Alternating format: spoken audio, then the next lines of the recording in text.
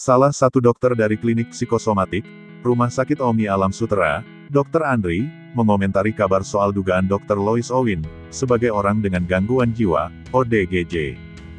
Sebab, jika Dr. Lois Owin ternyata seorang ODGJ maka menurut beberapa netizen, wanita itu bisa bebas dari hukum pidana, karena kondisinya. Karenanya, Dr. Andri menyampaikan, walau Dr. Lois Owin seorang ODGJ, tetapi hal itu, kemungkinan tidak membebaskan seseorang dari tuntutan hukum. Hal itu, dipaparkan Dr. Andri, selama terdakwa masih dapat mempertanggungjawabkan perbuatan yang dilakukannya.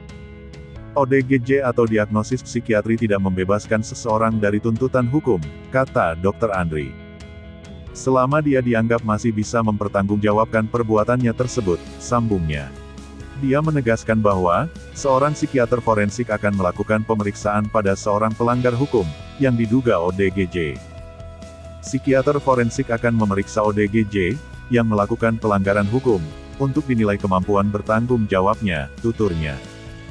Cuitannya itu menanggapi netizen, yang menautkan namanya dalam sebuah artikel, perihal adanya tuduhan kalau Dr. Lois Owin terganggu kondisi jiwanya.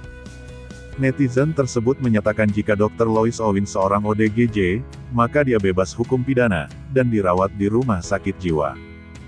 Terkait dia ODGJ, perlu saksi seperti Mbah Hendi, katanya.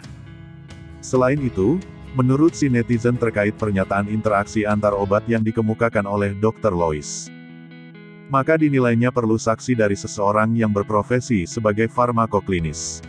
Yang jelas, pernyataan dia soal virus nggak ada, sudah keluar jauh dari sains COVID-19, ujarnya. Sebelumnya, pihak kepolisian telah menangkap Dr. Lois Owin, sebagai tanggapan dari dilaporkannya dia, oleh Dr. Tirta.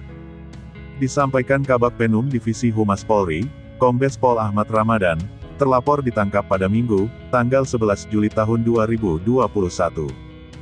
Selain itu, kasus tersebut juga dikatakan telah dilimpahkan pada Mabes Polri. Sebelumnya, Dr. Lois dianggap telah menimbulkan kontroversi di media sosial, hingga banyak menimbulkan kericuhan. Dokter tersebut mengatakan bahwa, COVID-19 bukanlah virus, dan adanya interaksi antar obat yang menyebabkan kematian pada pasien.